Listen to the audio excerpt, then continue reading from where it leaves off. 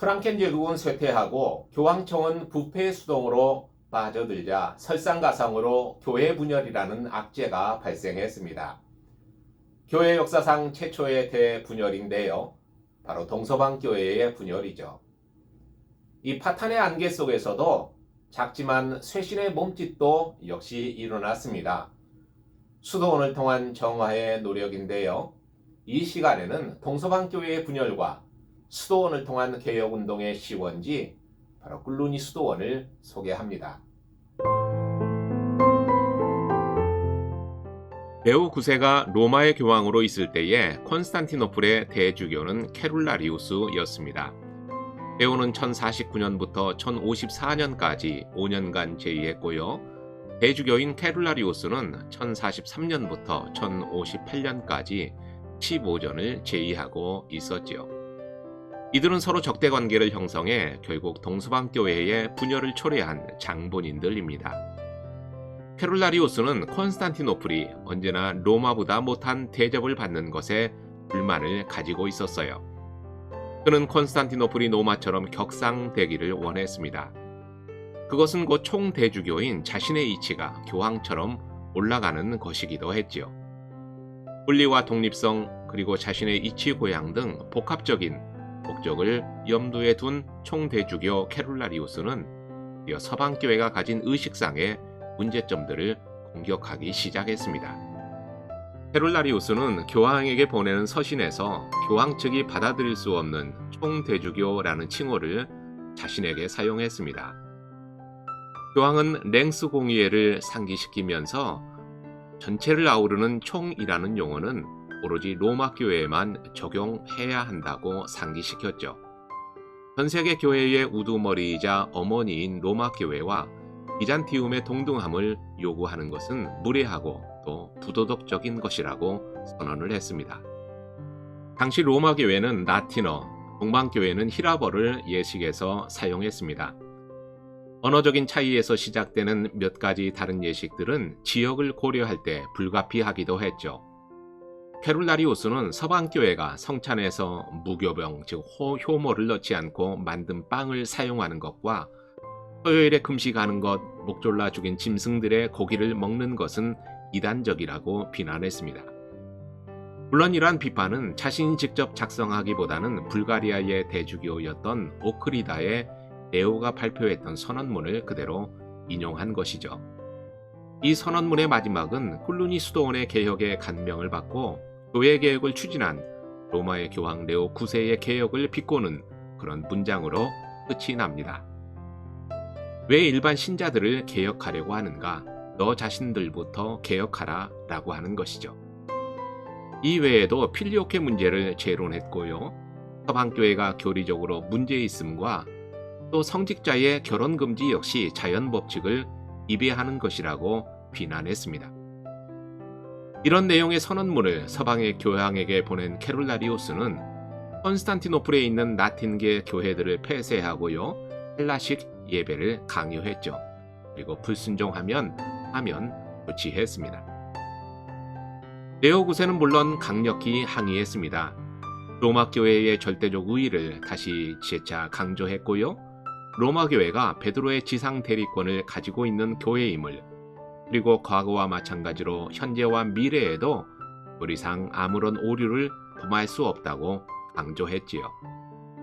부 지도자뿐만 아니라 동서교회 전체가 심각한 분쟁에 빠지게 되었고요. 하필이면 이때 노르만인들이 남부 이태리를 침공했습니다. 당시 남부 이태리는 비잔틴 제국의 영역이었죠. 전략상 중요한 요충지에 해당했습니다. 때문에 황제는 로마와 신성 로마 제국과 더불어 공동 대처해야 할 필요성을 느꼈던 거죠. 황제는 케룰라리우스에게 로마의 교황과 분쟁을 중지하고 화해하라고 강요했습니다. 케룰라리우스는 교황 레오 9세에게 편지를 보냈죠. 레오 9세 역시 서로 우호적 관계를 갖기를 원한다며 그에 답장했고요.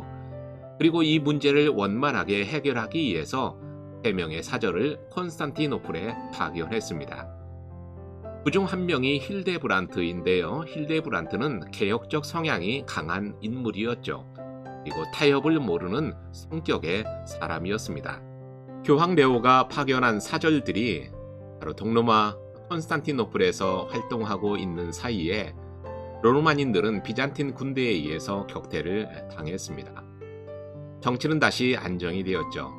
그러자 황제는 교황과 콘스탄티노플 주교인 케룰라리우스의 다툼에 다시 관심을 보이지 않았어요. 그러자 케룰라리우스는 다시 강경한 조치로 회귀했습니다. 그는 교리와 의식의 문제들을 종교 회의를 통해서 논의하자고 주장했고요. 교황의 사절들은 이에 대해서 분노했죠.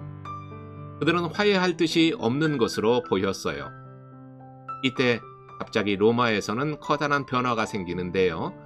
이들 사절을 보낸 레오 9세 즉 교황이 사망하게 된 것입니다. 그러자 사절들의 대표성도 국방에서는 의심을 받게 되는 상황에 이르죠. 이러한 사태 진전에 로마의 사절들은 매우 분노했습니다.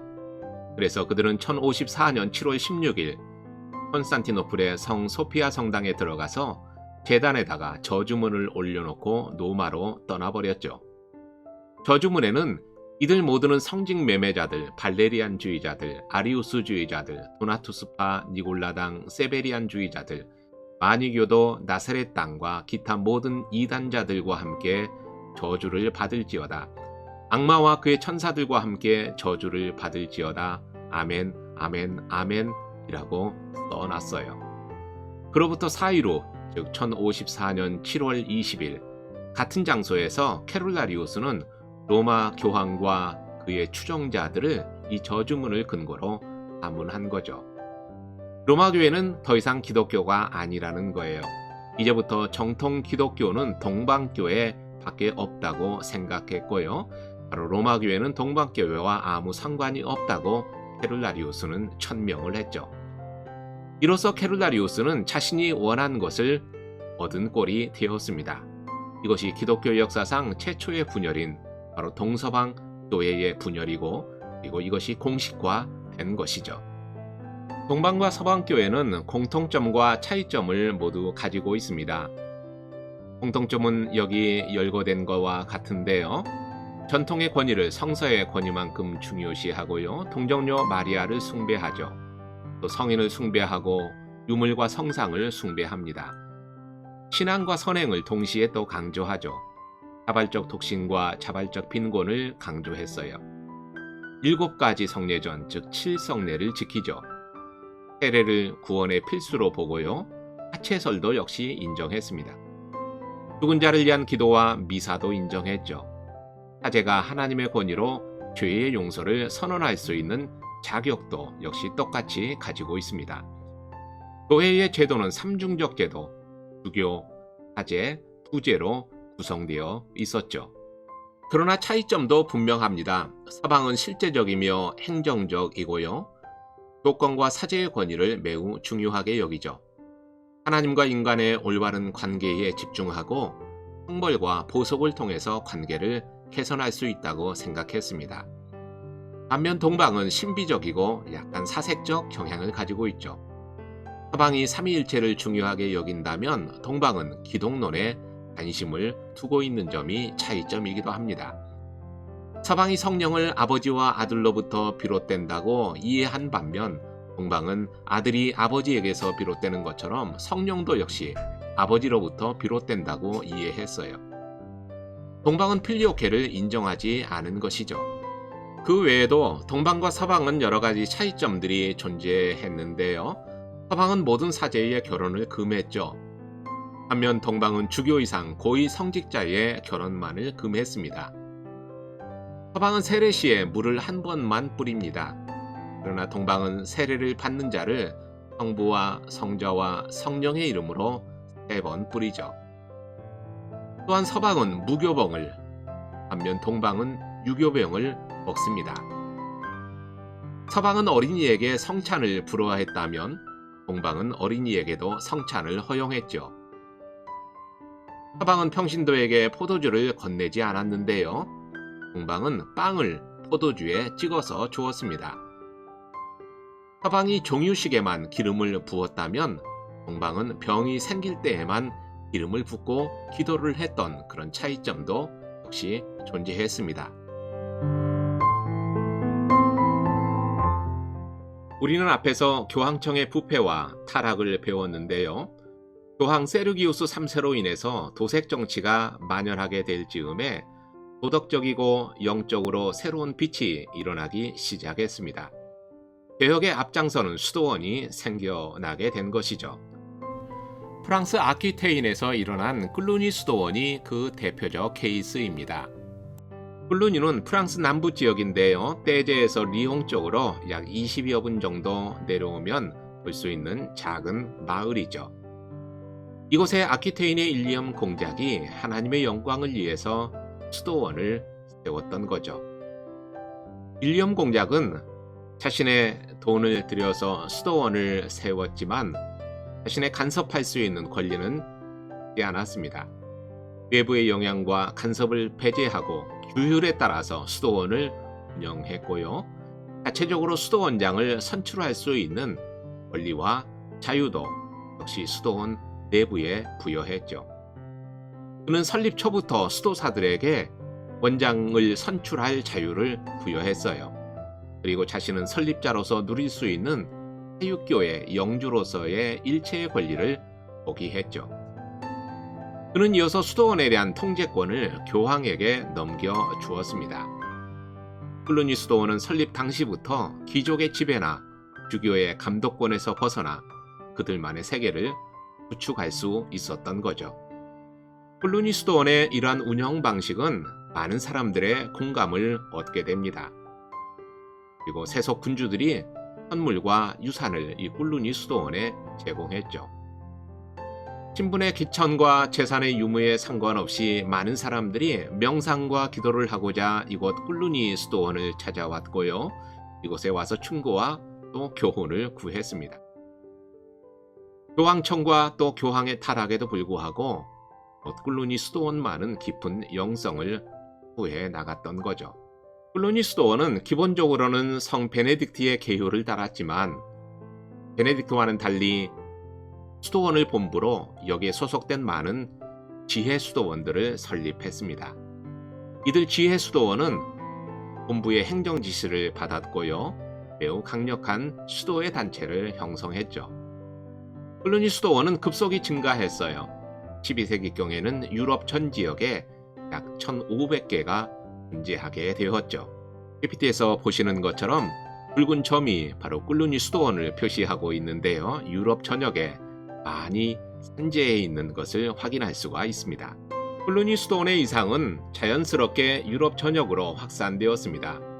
기존의 수도원이 영주나 설립자의 통제로 소극적 활동을 할 수밖에 없었다면 여기 클루니 수도원은 수도원 본래의 고유 업무인 영적 활동에 충실할 수 있는 여건이 조성되었죠. 950년부터 1050년까지 약 100년 동안 클루니 수도원은 유럽 전역에 새로운 수도원의 모습을 확실하게 심어 놓았습니다. 이러한 성공은 두 가지 이유로 설명할 수 있는데요. 첫 번째로는 당시의 사회가 개혁적 욕구를 갖고 있었다는 것이죠. 두 번째로는 물론 사람에게 있습니다. 유능하고 훌륭한 리더들인데요. 초대 원장인 브루노를 비롯해서 오도, 마이율, 오딜로 등 개혁에 적합한 유능한 인물들이 클루니 수도원을 이끌었다는 거죠. 클루니 수도원은 유럽에서 수도원 개혁의 기폭제가 되었고요. 프랑스를 넘어 이태리, 독일, 그리고 영국에까지 수도원 개혁 시대를 열어주었습니다. 움베르토 에코는 클루니 수도원 운동을 10세기에 유럽에 나타난 새로운 정신운동의 중심지라고 평가를 합니다. 이러한 클루니 수도원 운동은 10세기에 끝난 것이 아니고 그 이후에 11세기로 또 이어지기도 하는데요. 더 엄격한 그런 베네딕트 룰을 준수하는 수도원들이 등장하게 되죠. 바로 발롬브로사 수도원 그리고 시토 수도원 등입니다.